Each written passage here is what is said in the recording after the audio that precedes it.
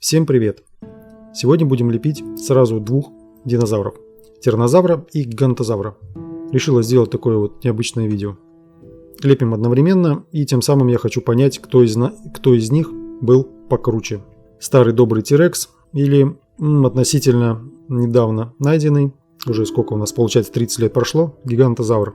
Я стараюсь, конечно, соблюдать в размере каждый миллиметр по возможности.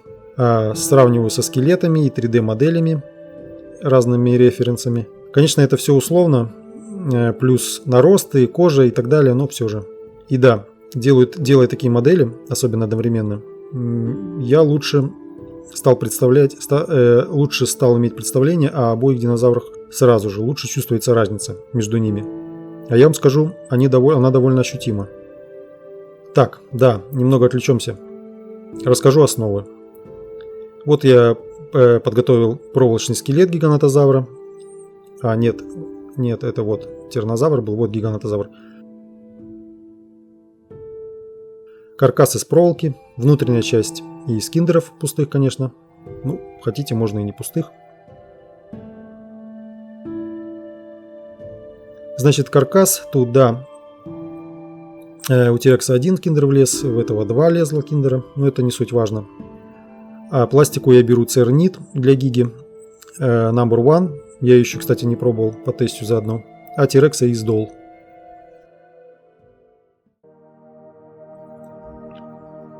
Итак, тираннозавр. Королевский тираннозавр. Легенда. Сразу скажу, легенда. Самый известный динозавр, если так можно сказать. Он какой-то получается эталон. То есть динозавр, который всегда считался самым сильным сухопутным хищником. Даже не мезозоя. На самом деле это самый сильный сухопутный хищник, который когда-либо ходил по земле. Вот так. За свою историю, вообще, как и многие другие, он часто менялся. Делали его изначально вертикальным вот таким. Просто дичь, конечно. Потом его перевели в горизонтальное положение, если можно так сказать. Уже обрел свой вид, но тоже изменялся, конечно. И в десятых, примерно ориентировочно в 10-х годах, решили накинуть ему перьев. Вот так вот. Почему бы нет? Раз это курица, как мы сейчас уже знаем, курица от динозавров произошли. Но сейчас вроде бы решили от этого отказаться.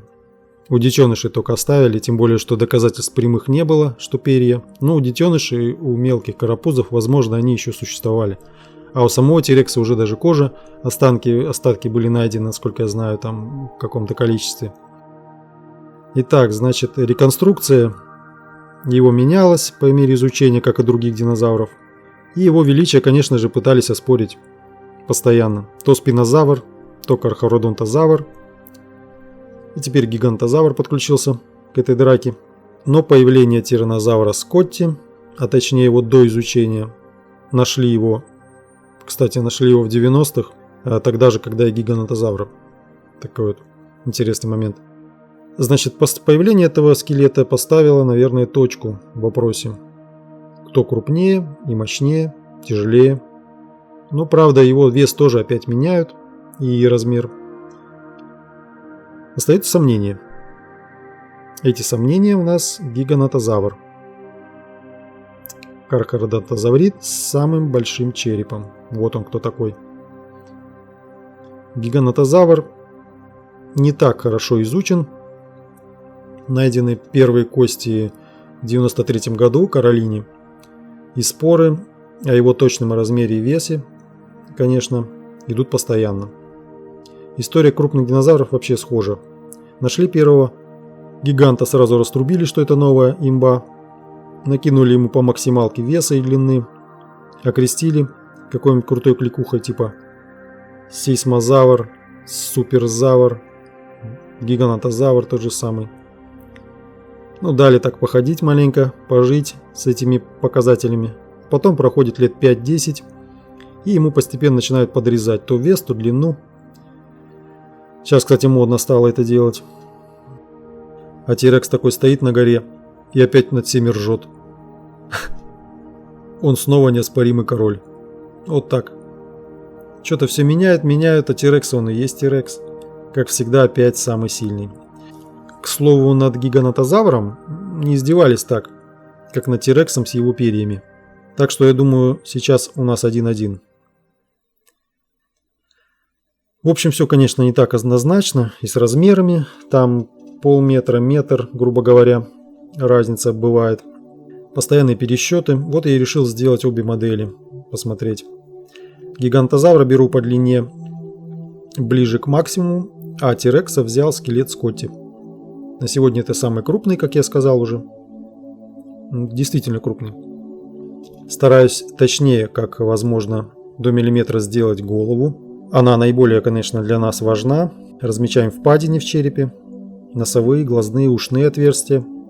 Дальше нужно нанести наросты и определиться по ходу, какого они будут размера и формы. Фантазии, в общем, тут, конечно, можно подключать, понятно, но в рамках разумного. Дракона я из нашего динозавра делать не хотел бы. Ну, в то же время такого скучного типа тоже. Ладно, мы его раскрасим еще плюс. Чешуйки мы сделаем, будет все топ. Вот первая основная часть работы готова. В целом сделали модель без детализации, кожи, зубов, глаз и так далее. Возможно, и скорее всего, я еще что-то подправлю или изменю. Надеюсь, проблем больших не возникнет, но вообще они, конечно, постоянно возникают. Страшного этого ничего нет. Можно подправить даже после запекания. Где-то добавить, где-то убрать. В общем, различия у них уже видны. Измерять пока я не буду. В следующей части я лучше сделаю уже по готовности.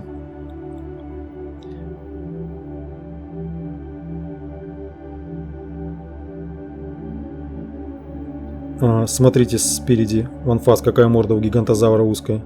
Просто какой-то крокодиломорф. А Тирекс мне все больше и больше напоминает бульдога. Такой поджарый, крепенький. Морда, просто морда. Ну, бульдог реально. Они, вот если сравнивать с собаками, они, знаете, вроде бульдога Тирекс, да? А гигантозавр такой, наверное, что у нас там есть? Доберман. Доберман, наверное. Ну что, какие там у вас есть примеры? Может, я в собаках не помню точно, что там у них. Такой стройный, в общем, тип. Так, ну на этом, наверное, закончим первую часть. Дальше в следующей будет детализация, наверное, покрас, я думаю, надо сделать.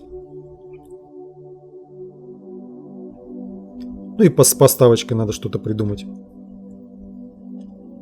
Всем пока, спасибо за просмотр, до новых встреч.